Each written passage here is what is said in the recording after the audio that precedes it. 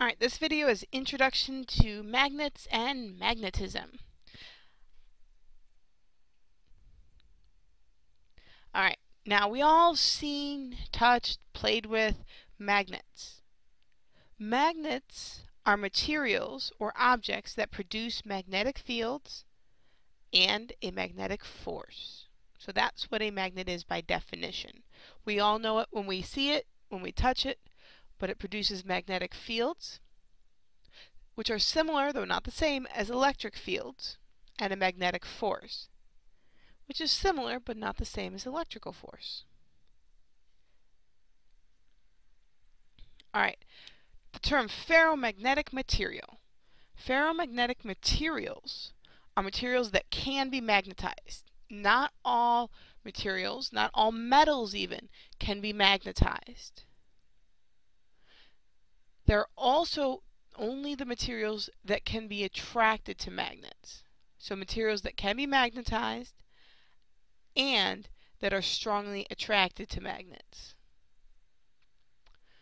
So not all metals are, which is kind of cool. Examples: iron, nickel, cobalt, steel, which has iron in it, and the mineral called magnetite. Those are the things that can be made into magnets and are strongly attracted to magnets. Okay, which is kind of interesting because if, let's say, I had copper, it's metal, the magnet would say, ooh, yep, and do nothing else. Now, magnetite was the first type of magnet found, and actually, magnetite is very interesting. It's found in the brains of homing pigeons, and it is suspected or thought that that is how the homing pigeons, which look like this, can make it back to where they belong. And homing pigeons have been known to return home from as far as 1,100 miles. That's a pretty good distance. Humans also have magnetite in their brains.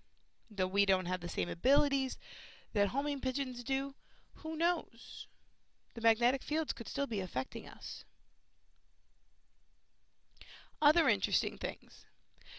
A magnetic field is what shields the planet from the charged particles in space. Okay, it deflects these speeding particles, mainly that come to us mainly from the sun, because the sun is chemical reactions and nuclear reactions. Okay, so these particles are coming off the sun, heading towards the Earth, and there's actually a magnetic field in the Earth produced from its core that deflects those particles and keeps the Earth safe. So magnets, awesome. Let's homing pigeons come home. You know, let's us poor earthlings live happily ever after. Okay. Now, that magnetic field also produces the North and South Pole. However, if you were to have a compass, about every 200,000 years, you would see where the North Pole is flip. So the magnetic field is actually reversed. So it's flipped. Where north is and where south is, about every 200,000 years on average. We got this information, and if any of you guys take earth science, you'll probably learn about it. In the middle of the Atlantic Ocean, there's two crusts of the Earth that are going apart, that are separating. And magma from the center, or from the mantle, and you know, this is hot molten rock, comes up in that crack, right? And it kind of spills over in layers. And we've gone down there and we've looked at the different layers, and we see that the metals and the electrons, the magnetic fields in them, have switched. So if you go down and you get like layers of rock, here it's this way, and here it's this way, and here it's this way. So we can look back and date and say, look at that, flipped, flipped, flipped, flipped. Very cool. Though it's been about 780,000 years since it last flipped. So the Earth has a magnetic field. The magnetic field protects us from particles from the sun, and sometimes it flips and we don't know why.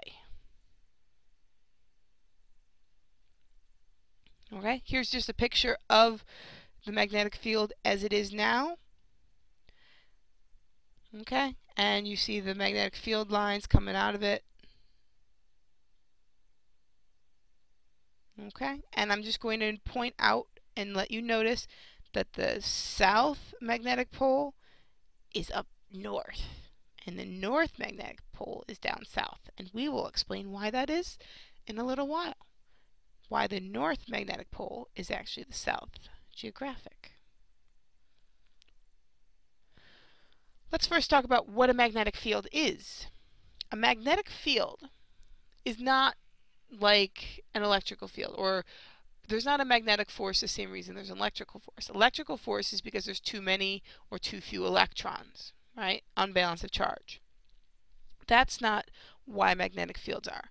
Magnetic fields happen because if you guys remember chemistry, which you loved, and let's say you have an atom with a proton and a neutron and a nucleus, right? And then you have these electrons spinning around. Okay, so these electrons spin around and around and around and around and around and around.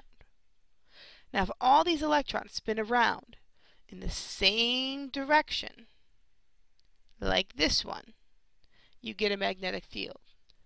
If they're all spinning around in different directions, like that one, there's no magnetic field. So this has a magnetic field. So what a magnet is all the electrons spinning in the same direction. Or most of them, a majority. It doesn't have to be every single one, but the majority or an unbalanced number of them all spinning in the same direction.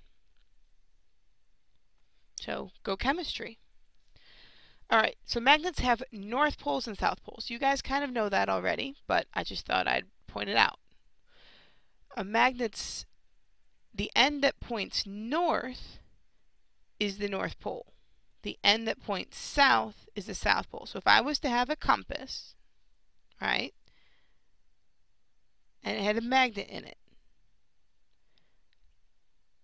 the north pole of that magnet would point north towards Santa Claus, and the south pole of that magnet would point south towards South America.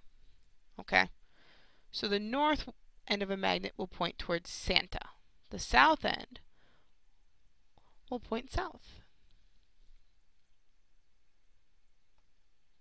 That seems fairly self-explanatory, but it leads to some interesting things later on. Now these very cool magnets, have a nice interesting history, and I just thought I'd share the history with you guys real quick. 1. Magnets, or magnetite, was initially discovered in Magnesia, which is in Asia. There's Asia, and there's Magnesia. So that's why they're called magnets, and why it's called magnetite, because Greek philosopher Thales discovered it and created the term magnetite and magnetism. King Ptolemy. King Ptolemy was a pharaoh of Egypt, and he was kind of a vain man. This is King Ptolemy. He said, you know what, I'm so awesome, I want you to create an iron idol or an iron statue of myself and have it hover in midair, because, well, that would be really awesome. Well, he commissioned people to do it, and he wanted them to use magnets in order to hover an iron idol of himself. Unfortunately, being a vain man and kind of, what history books would claim it's not a very good ruler, he was killed before that actually happened. Poor King Ptolemy. Alright, it was then noticed that magnets in about 100 BC to 100 AD. In China, it was noticed that the North Pole and South Pole direction. So what we just learned about, that the north end of a magnet always points north and the south end of a magnet always points south, which to us is like, duh. In about 100 BC to 180, China said, ooh, that's cool new knowledge. Go China. So about, if we're being generous, 1,000 years later, Italy discovered the same thing. Go Italy. And that started the age of imperialism and allowing them to set sail and to, take their ships to lands far away because they now had a north and a south. Okay, so China, you're a little ahead of the game, but Italy caught up 1,000 years later.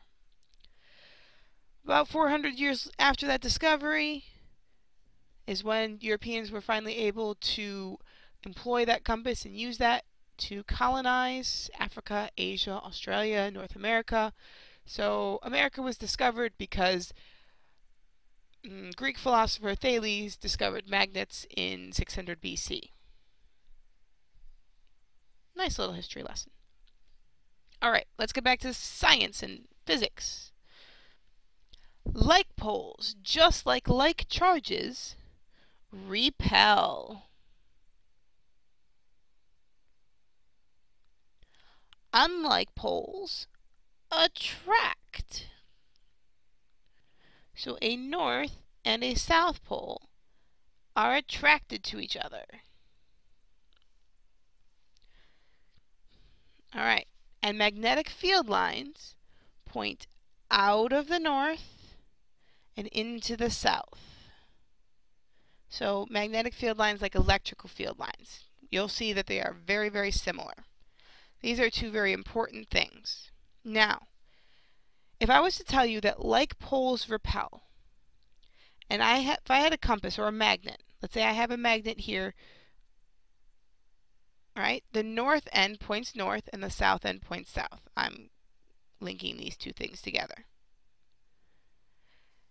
And unlike poles attract, that means something has to pull that north pole towards itself, which means if it's going to be attracted, it's going to be attracted to a south pole, right? Because there's an attraction there.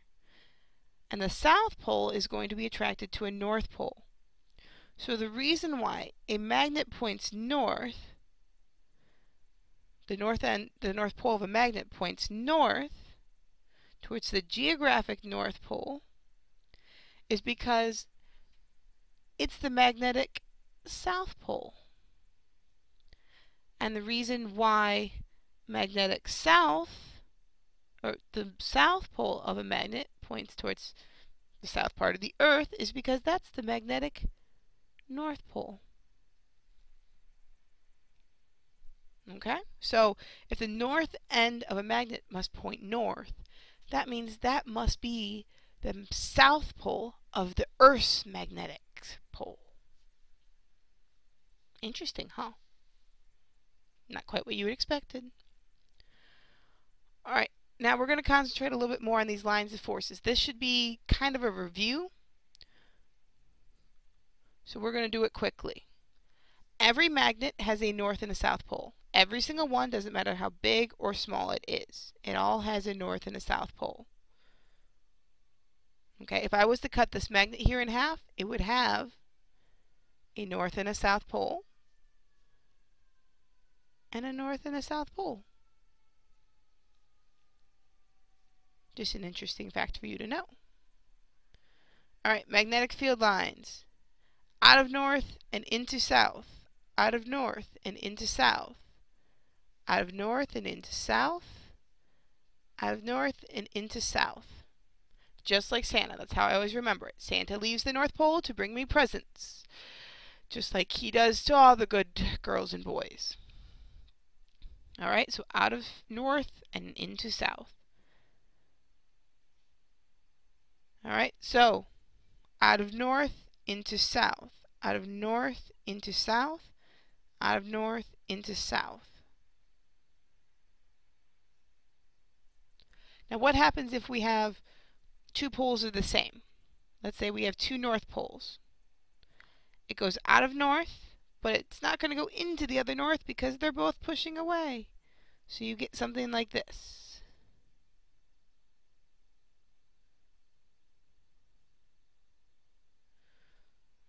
It would be the same if they were south poles, except the lines would be pointing in the other direction. Alright, that's it for the video. Good luck on your homework.